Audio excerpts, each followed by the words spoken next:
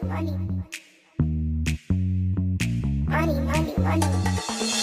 about my money.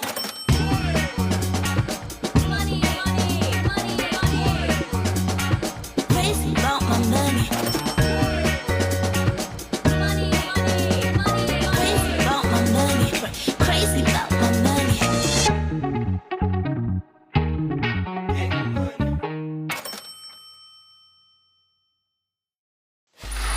Free audio post-production by alphonic.com. Greetings and blessings.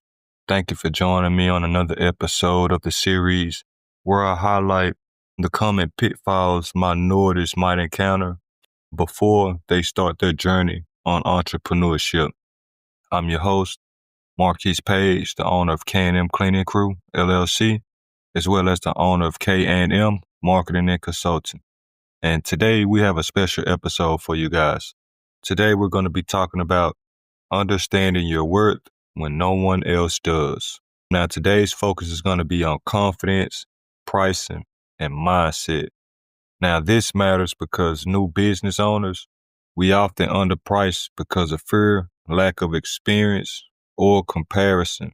What I'm going to be talking over is how to calculate your value, not just your time, while you're doing your client a service, not asking for a favor, the emotional baggage many minority entrepreneurs carry when setting prices, and simple mindset shifts to stand firm in your worth. Now, when you're new, especially as a minority entrepreneur, it's easy to doubt yourself, to question your prices, your skills, and even your right to call yourself a business owner. But today I'm breaking down how to know your value, charge your worth, and stop playing small.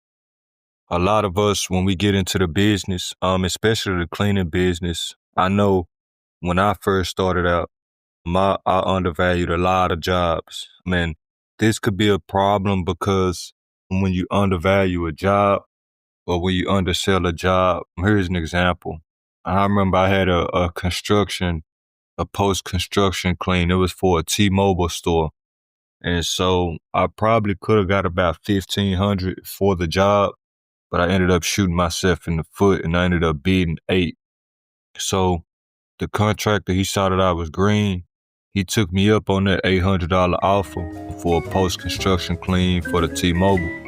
Now this was a 2-phase clean, so they wanted like a final clean, but then they wanted me to go out and pressure wash the concrete outside of their storefront. So, me being the green, I'm just glad that $800, it sounds like a lot of money when it comes to business for a store like that. But boy, was I wrong. That $800 I didn't even end up making any money. As a matter of fact, I probably ended up losing money on that deal, just for the simple fact, I paid my people. Let's say I made $800. Okay, I had about 3 people doing it. I paid them about $125 per day. Luckily it was one day, so that's half my money going right there. That's $375 plus the pressure washer.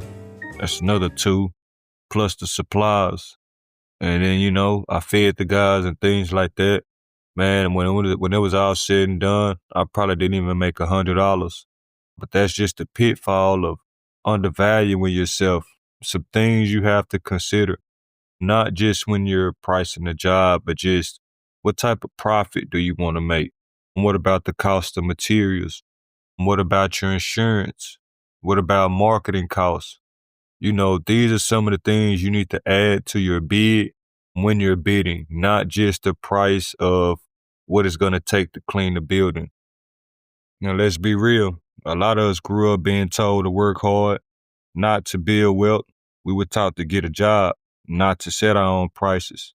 So when it's time to say my services cost $350 a month, it feels uncomfortable. You second guess it because you've never seen it modeled around you. I remember my first quote. I was supposed to charge $275 for an office job. I looked at the space and panicked and said $150. The client said, "Oh, that's it?" That was the moment I learned, if they don't flinch, I'm charging too low. And with the price point, it all goes back to your customer, who you're dealing with. And this is when you need to know your particular audience, know the prospective business owner that you're dealing with. Maybe they're professionals, maybe they're doctors, lawyers, accountants, optometrists, things like that, or maybe they're office managers, or maybe they're physicians. This is where you kind of target into your customer and you lean into their pain points. Now, when you undercharge, you're not being humble. You're training clients to undervalue you. Here's a simple way to start pricing with a purpose. Now, you need to know your costs. You need to add up your cleaning supplies, your gas, your taxes, and your labor. Add your pay. Decide what you want to make per hour, not what others pay. And then you add a profit margin, even if it's just 10 to 15%. That's how you build cushion and growth. Now, an example. Say, for instance, a total job costs $80, but you want to make $30 profit. Quote 110, not 85. Those $25 add up over time. And that's what I was speaking on earlier. You don't just price what it costs, what you think it'll cost for the job, because there's always hidden fees. You may need something that you didn't take into account. You're going to need money for marketing to continue your efforts. You decide, like I said earlier, what type of profit margin do you want? Me, I typically look for 20 to 30%, a 20 to 30% profit margin. And when I do the pay, when I do my prices, I calculate how long it takes that I think it'll take to do the job, and I charge them an hourly rate based off the hours. So, say for instance, if I wanted to charge them $50 an hour for a place that I think it'll take 2 hours a week to clean, then that'd be $400 that I would make particularly per month. But I'm probably only going to pay the person $20 a month. So that extra $30 every hour that they're working, that's going to go toward the profit. That's going to go toward the supplies. That's going to go toward anything that's needed for the building. Now, you don't need validation to value yourself. You're building something that your community needs, and that makes you valuable. Let me tell you one thing.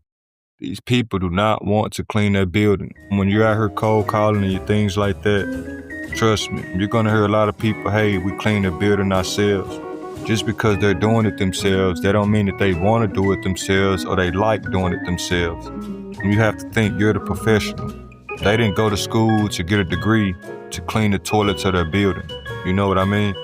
So, that's where you come in.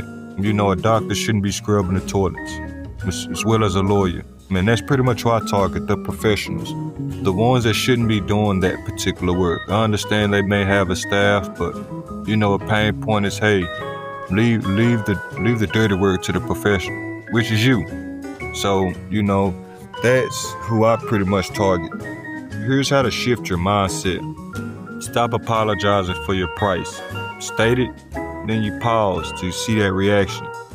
Understand that saying no to lowball offers is saying yes to better opportunities. When I first started, I was taking anything and everything that was coming to me.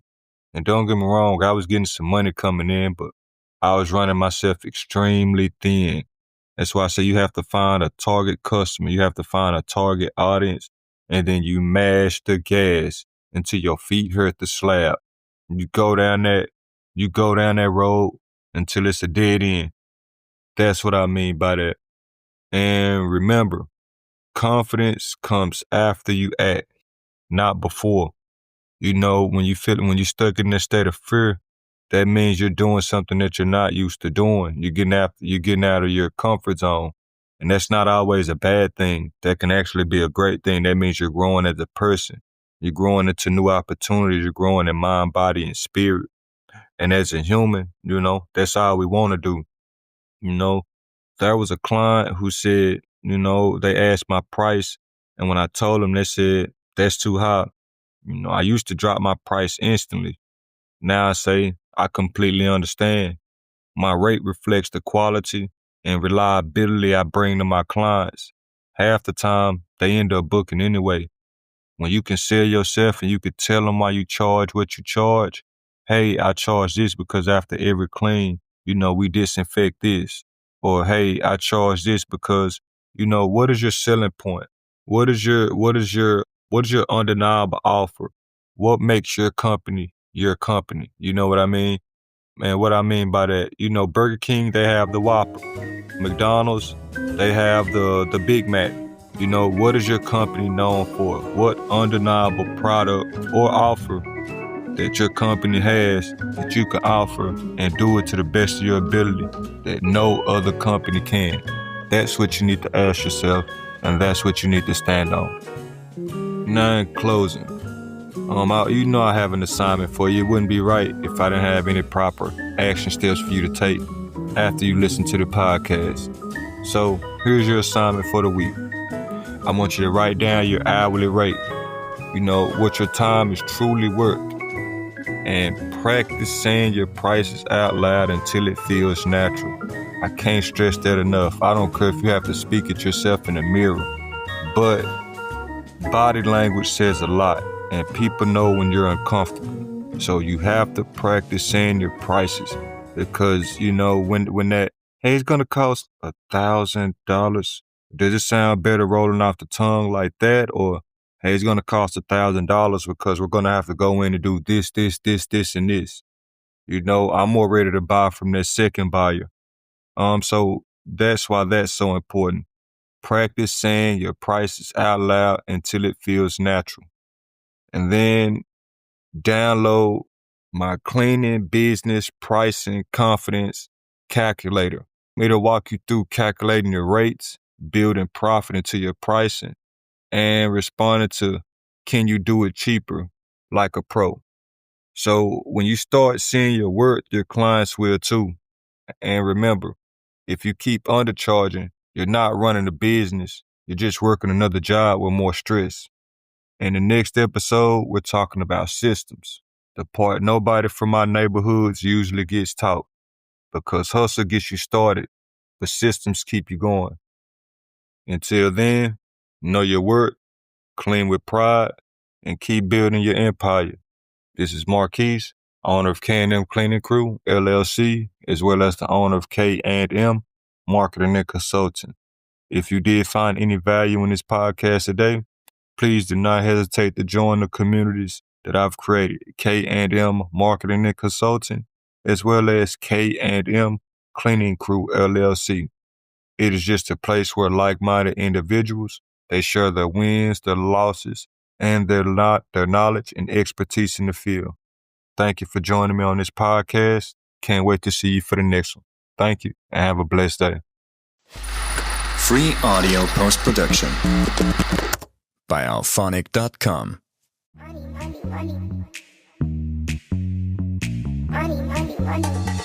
Crazy about my money.